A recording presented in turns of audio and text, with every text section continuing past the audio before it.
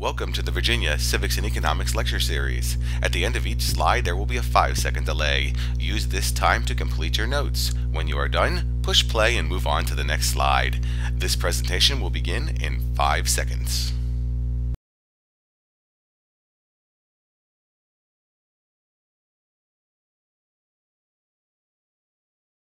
Welcome to Virginia Civics and Economics Lecture 2.8a on paying for our government, and it's time to look at that old adage, money doesn't grow on trees.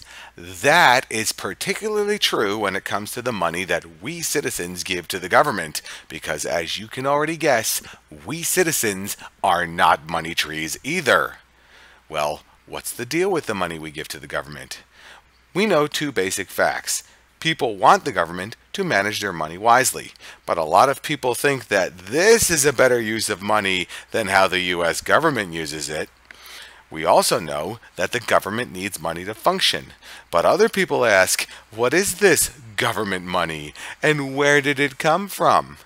So this leads us to two basic questions. How does the government manage our money, and what misconceptions exist about how the government manages money in general? Today we're going to answer those questions, and with that said, go to the next slide.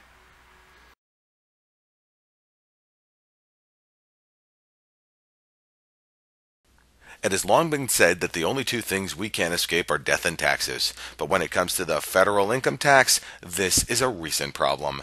The 16th Amendment to the Constitution of the United States of America authorizes Congress to tax personal and business incomes, but it wasn't always this way.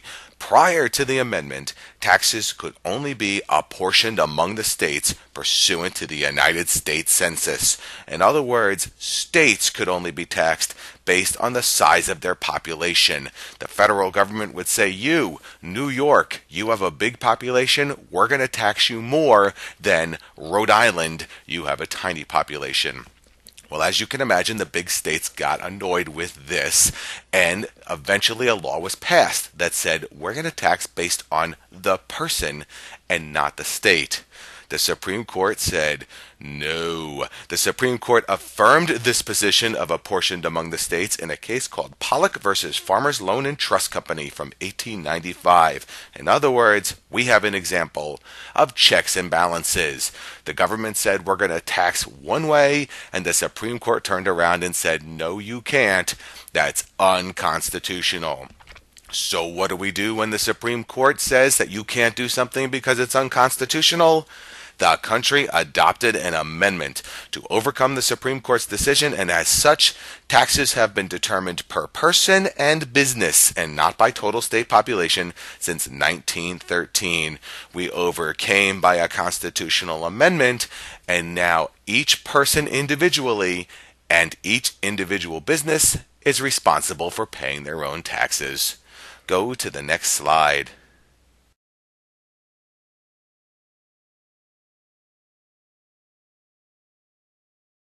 Now that we know how the government collects money from us, it's time to look at the facts on government spending. The government has run at a deficit.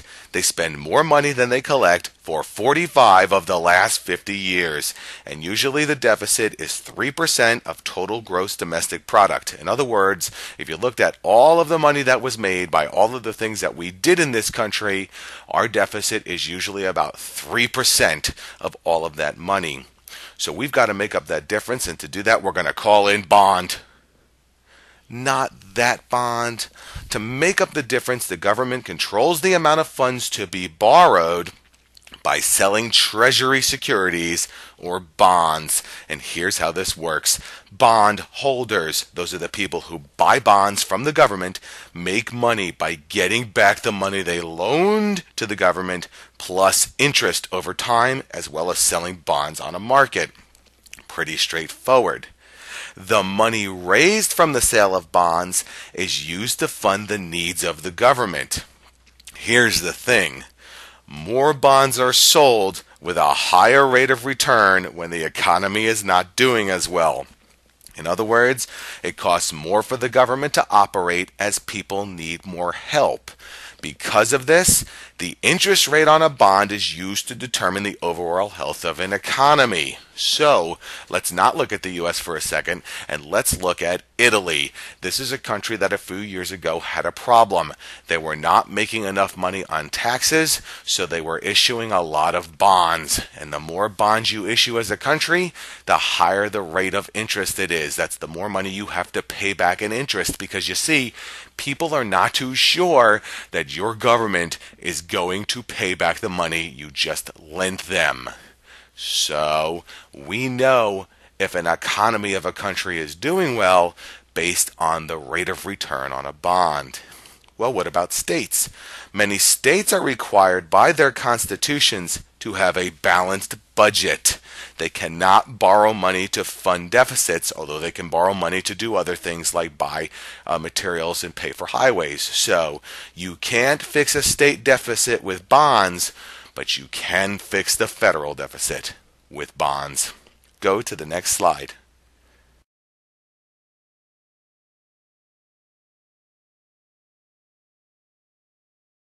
Most people do their civic duty and pay their dollar to state and federal governments. But if they understood the impacts of government spending and borrowing, they would think a bit differently about that money they just sent to Washington or Richmond. The impacts of government spending on the economy include the following. Increased government spending increases demand, which may increase employment and production, and decreased government spending reduces demand, which may result in a slowing of the economy. The government is a major employer as it supplies services and buys materials for the military, government projects like road building, and other activities. In other words, the more money the government spends, the more people will be employed by the government, and the more materials will be needed by the government. And to make those materials and to provide services, other people need to be employed. On the other hand, if government slows down its spending, less people are going to be directly employed by the government's going to need less materials and services, and less people will be employed on that end. What's the catch? Well, here's the deal. Increased government spending may result in higher taxes. You've got to pay more taxes as an individual if you want your government to spend more money. While decreased government spending may result in lower taxes. If you don't want to give so much money to the government, you're going to have to expect that the government is going to do less. This is a balancing test, and in the next slide we'll talk about the different ideologies or ideas behind that balancing test. The impacts of government borrowing on the economy include increased government borrowing reduces funds available for borrowing by individuals and businesses, while decreased government borrowing increases funds available for borrowing by individuals and businesses. In other words, when the government is borrowing more money, there's less money available for private folks to borrow money, and those interest rates go up.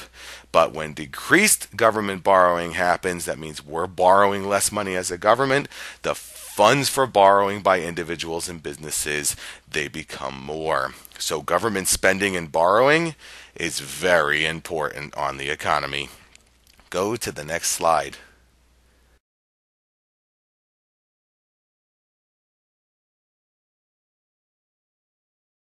People vote for politicians for a variety of reasons, but the politics of government spending is often the main reason why people will vote for a particular candidate or political party. The ideology or beliefs regarding government spending are a key way in which political parties identify themselves. What does an ideology of government spending look like?